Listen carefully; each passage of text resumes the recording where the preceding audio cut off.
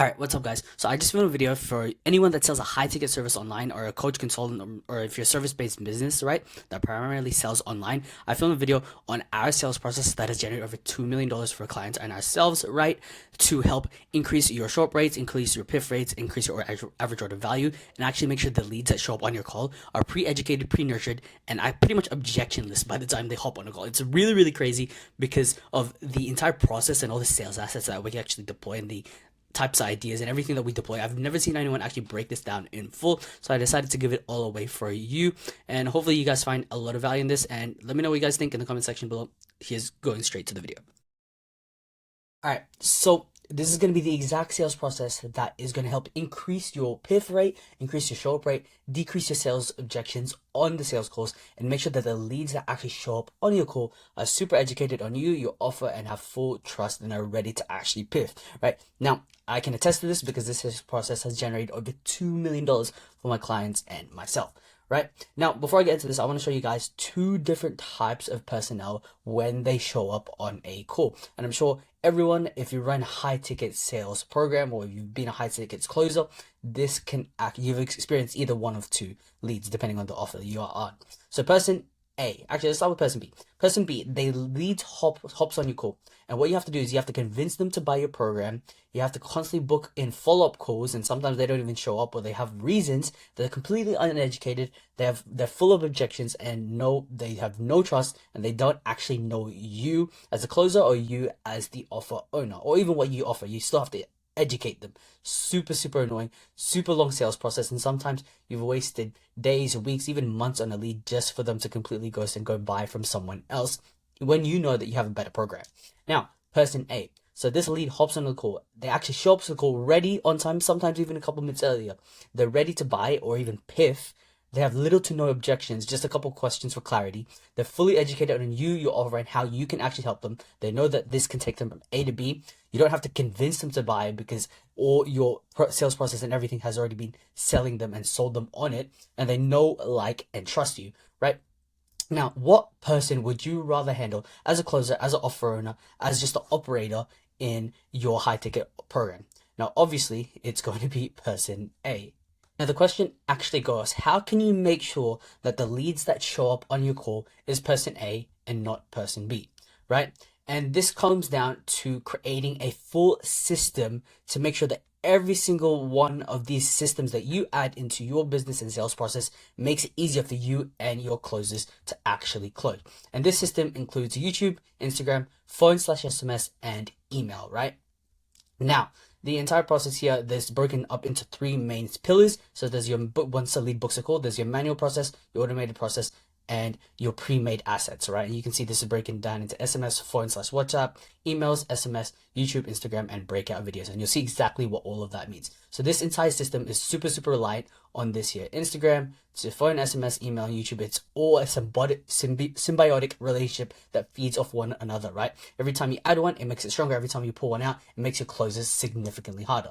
But before we even get into that, the number one thing that you need to understand is that your lead quality and the leads that you actually get to come on the sales call or even book in on the sales call is the most important thing, right? So no amount of sales assets, no matter reels, no matter Instagram, no matter pricing, gouges, offers, or even YouTube videos or whatever you send to them is going to make someone buy if there is no pain or desire. And I think this is one thing that a lot of people are doing. They're fighting an uphill battle because the lead that they're trying to sell to has no pain or desire for the offer that they have, right? They just came in because they were pretty interested. They might have seen an ad, they might have seen a piece of content, but they don't have any real desire, or you're not targeting the right pain points, right? So which is super important that your lead quality and your market research is super dialed in. Now, this is the actual pre-call process, and it's split up into four main pillars, right? And we'll go into each one by one. So this is going to be broken down from these three here. So first, we're going to go into our calendar booking and appointment setting. So your sales process starts from when a lead actually books in a call, when the lead even sees your marketing, right? But truly, when the lead has actually booked a call, you've got that commitment for the call, the first thing is at the calendar booking at the appointment setting level, right? So obviously your setter and your calendar booking needs to make sure that the person is their ICP, they're financially qualified, you can actually help them, and you have the pain and desires, right? Now, if these four things, this is purely just based off the prospect. If you can find these prospects, these will make your closes significantly easier, right? Now, the next thing that is your job is to figure out what the biggest pain or desire is in the calendar booking questions or the appointment setting process, right? Now, I've ran fitness offers before, so this was the example that I used. So for a fitness offer and for fitness leads, there's a couple pains and desires that they actually have. So they have the pain of lack of progress, the desire to lose weight, they have the pain of not being able to be consistent, and they lack being able to build muscle. Now, there's obviously a lot more, and this depends on your industry. Now, what we actually do is, for example, this is the questionnaire that I have for my business. I might ask what's the current bottleneck in the info business, right? So it might be lack of information or knowledge start, traffic and lead gen, backend systems, right? So you need to ask and figure out what is the biggest pain or desire, right? And essentially what we get from here is this is key information that we can use to pre-nurture the leads prior to them hopping on the call. And this is what we do as through conditional logic, we send them the specific sales assets and automations that are based off their problem or desire. So what we actually have is we would have let's say five different email flows, right? That talk specifically to their pain point. So let's say they're struggling to lose weight, then we would take them to this specific email flow, which will send them sales assets and email copy that will help solve that losing weight issue, right? And instantly, based off that, we will solve the biggest problem prior to them even hopping a call and position us as an authority and someone that they can actually build trust off of, right? So that's essentially why it's super important that at the calendar booking and the appointment setting process, when the setup gives notes, that you actually know what the biggest pain and desire is, so you can send them the right sales assets. And we're going to do this manually as well. This is just the automated part, right? Now, the second pillar here is the email and SMS flow. So this is actually the beast, and this is what allows us to close significantly easier, and what took one of our clients' show up rates when we actually implemented this from 56% all the way to 92%, and the average order value from $1,200 to over $3,000 for a $3,700 product, right? So this is our email and SMS flow. So what this looks like is when a lead actually books, we have our normal reminders. And this is what most people actually do. They just have these normal reminders here, right? And it's essentially just going to be your initial message, 24 hours, 8 to 12 hours before, 1 hour before, and 15 minutes, which is absolutely something that you need, but it's not enough to pre-nurture the lead and pre-objection handle, right? So what we actually do is we send a 15 email sequence over 3 days, right? And as you can see here, we send 5 each day. This can be between 14 to 18 emails, right? And each one of these emails are specifically handling 4 different pillars, right? So it's going to handle either a question they have, a problem they have, any objections they have, or it's going to educate and nurture them on our process. That's essentially what all these emails do, plus reminders for every single for the call. So with the calendar link, calendar booking, we always add those in, which is also added here, right? And this is just a pure volume play, because even if they miss email 1, email 2, right, or an email 4, they still receive email 3 and email 5 throughout that day, right? And the same with day 2 and day 3. Now, the only caveat to this is you need to make sure that your actual sending domain, your DMARC and your SPF setup, your DNS setup is actually super good, because you don't want this to actually land in spam, which is why it's super important in the pre-call process and when you actually book them in to get them to check the email straight away and add you as a trusted sender, which is just a little tip. We actually get the setter to do this, or the dialer, or even in the post booking page, we add us as a trusted sender with steps, with a GIF or a video, right? And essentially this email flow is super powerful to get them to show up. Now, just as an example, keeping with the fitness industry, right? What we might have in email 1 is like, oh, congratulations on booking your call, right? Here, and what we essentially do is send the post booking page, the thank you page, straight after they book, right? So they can just consume all the sales assets. Email 2, right? Now this is where we go into the conditional logic. This might be a lead that had struggle building muscle, right? We might have specific emails where they can actually go ahead and help them build muscles with tips, which leads into a YouTube video, right? And this is essentially how we build off this ecosystem here, where inside, let's say a lead comes in from Instagram, right? Or a lead comes in from YouTube, right? When a lead actually books in, they get the emails. Sometimes they get YouTube, push to YouTube videos, get pushed to Instagram Reels, right? And then we'll go into the phone and SMS part as well. So it's a full-on symbiotic relationship where everything's working together to help pre-nurture the lead, right? And this just goes on for every single email as well. Now, pillar 3, right, is the actual sales assets we deploy. So in the emails, the copy itself is not enough. We need to actually be giving them something that they can actually take through, regurgitate, and digest, right? So what we're doing is we're sending out sales assets, right? So as soon as the lead actually books a call, this is when we deploy the assets straight away, right?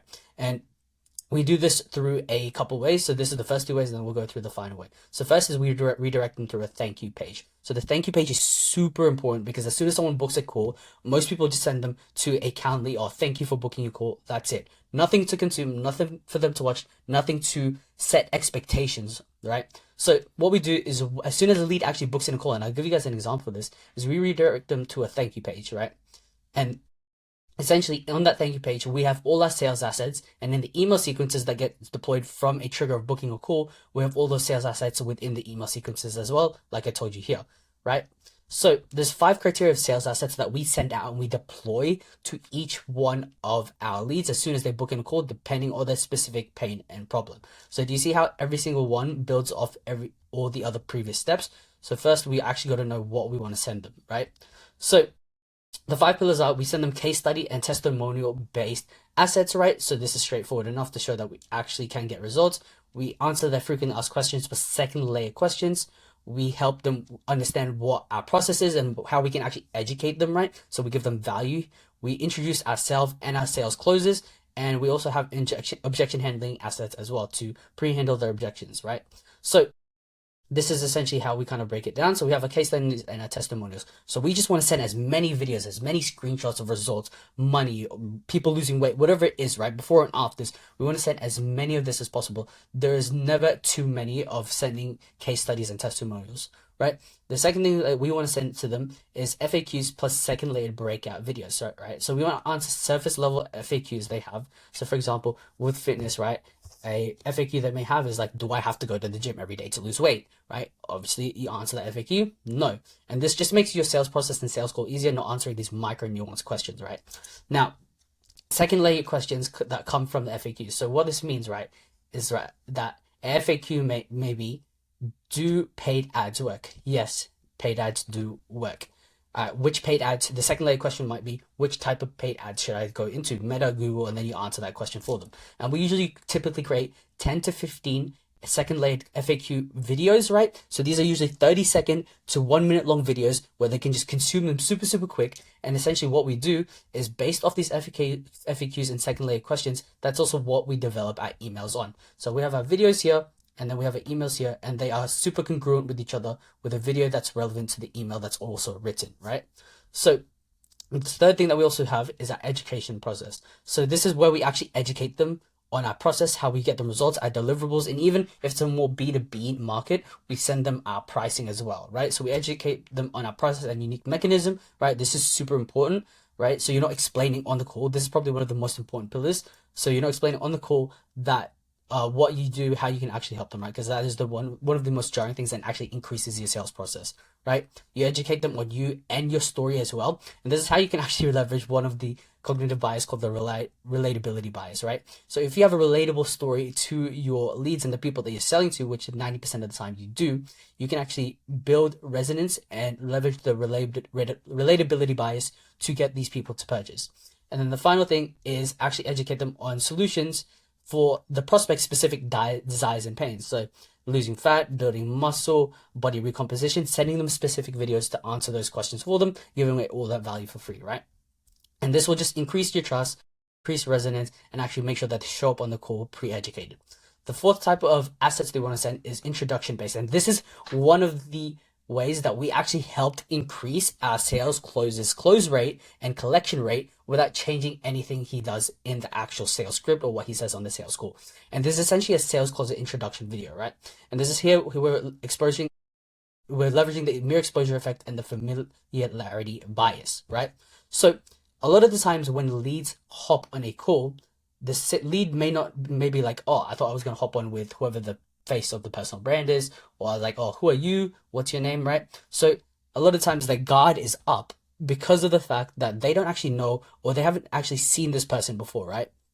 So the guard is up. It makes it harder for the sales closer to actually close, right? They ask a lot of these questions, right? And even in the appointment setting process, for example, the setter might say, oh, your call is with X closer, right? And they'll be like, who's closer? So what we actually do is we get the closer to create a sales closer introduction video, right? Where it might be a 1, 2, 3 minute video, or if you have a smaller or a more lean sales team, we even do like a podcast style of video where there's the actual offer owner plus the sales closer on a call, right? So they know that it's already a trusted person because they already trust the offer owner, and now they sit there on a call with the actual sales closer, right? Or an introduction video, and we send those out to the lead prior to the call via SMS, via automated emails, and even directly the closer directly messaging them, right? And essentially, this just creates a scalable way instead of trying to constantly explain who you are, and also for the appointment setter to send the lead something on the actual appointment setting message, right? And this leverages the mere exposure effect and the familiarity bias, right? Now, the final type of asset that we create is objection handling content, right?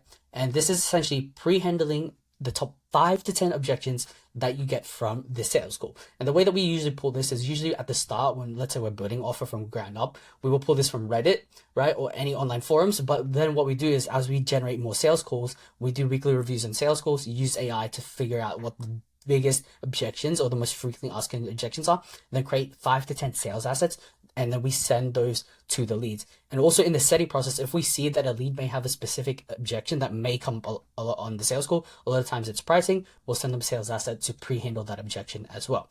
Now, these two are super symbiotic with each other, right? Because the sales assets are going to be actually meshed in throughout the email sequence, right? So obviously we send these out and we send specific ones to specific sales assets that may handle their pains or specific pains or problems. Well, we mesh out the rest of these sales assets throughout the emails, right? So it's not just the emails that they're consuming, they also may consume the video assets, right? Now, the final pillar here is actually the closer and setter manual actions, right? And before I get into that, you can actually kind of see how this entire sequence actually works, right? You have your emails in your sequence, your video sales assets. With those video assets, we actually host them on YouTube. So when they click on YouTube, a lot of the times what leads do is they click on your profile and they can go ahead and consume all your other YouTube videos, right? Or they'll, yeah, so like I said, yeah, they click on your profile, they explore further, right? And it just creates a whole great relationship for your entire system, right? And it connects everything together. So that's essentially why this is super, super important here.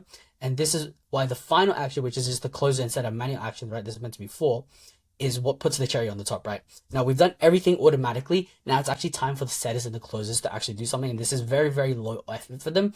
And if they know that, if you let your sales rep know, and if you knew that this was going to help increase your close rate by 10, 20% and actually increase your collection rate as well, you would 100% do it, right? So when a book call occurs, there's 2 levels, actions and the actual closer actions, right? So as soon as a call is booked, what we want to do is, if it's on a social media platform that the setter books them on, we want the setter to send them sales assets through Instagram, through X, through Messenger, whatever it is, right?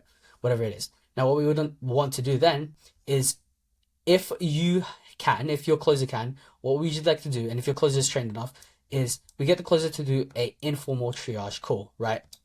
So what this actually means is, let's say the lead is, it's a bit iffy if he's actually qualified or not. A lot of times what we actually did is we did what was called an informal triage. And essentially what we did is we double checked the lead quality to see if this was actually someone that is worth spending 45 minutes, an hour on a sales call. We find their key pains and desires, and we send them relevant sales assets as well, right? And this also allows the lead to have the first interaction with the closer instead of only seeing them on the first time or hearing about them on the first time on the sales call, right? Leveraging the familiarity bias again. Now, what we also get to do is the closer will also text them and then send them sales assets, right? So usually you would text them first and then you would call them, or you could call them and then you could text them, right? Whatever works better for you. Now, what we actually do from here is, on the day of the call, the closer sends a voice message, saying something like this: "Hey, Name, super excited for a call today. Just wanted to get your thoughts on the video that I sent you and what you thought about X and solving X problem," right? Super excited for a call. Can't wait to talk to you and help you solve X, right? Now, we do this and then we say what we want to ask for, what they thought about the video, because this way we assume that they've already watched it, right? And they'll be like, "Oh, no, sorry, I haven't seen that yet, but I am going to watch that." Or they'll be like, if they did watch it, like, "Yeah, it was awesome," right? Now, from here, we also send a reminder for the call, and we also get a commitment check as well. Now, around 5 minutes to 15 minutes before the call, the closer messages and voice messages and be like, "Hey, Name, super excited. I'm already in the meeting link for our call in 5 minutes, right? I'll see you very, very soon," right? And essentially from here, this is just to make sure that there's a last point of contact to actually make sure that they show up. There's no more real selling here or pre-selling. It's just making sure that they show up, right? And if they don't show up, then 5 minutes after waiting, you can call them again and then try to rebook them on a call. But this entire sales process is essentially exactly what we do and what we deploy for every single client or info product or any online education business that we actually go in and implement, right? And this is what gets us easier sales calls, more layups, more piffs, increased show up rate, decrease in objections, and more educated and trustful buyers, right? And it's generated over $2 million for us. So that's pretty much the video. If you guys have any questions at all, if you want any help in actually implementing this, just DM me or you can click the link below. Thanks. I hope this was super, super valuable. See you in the next one.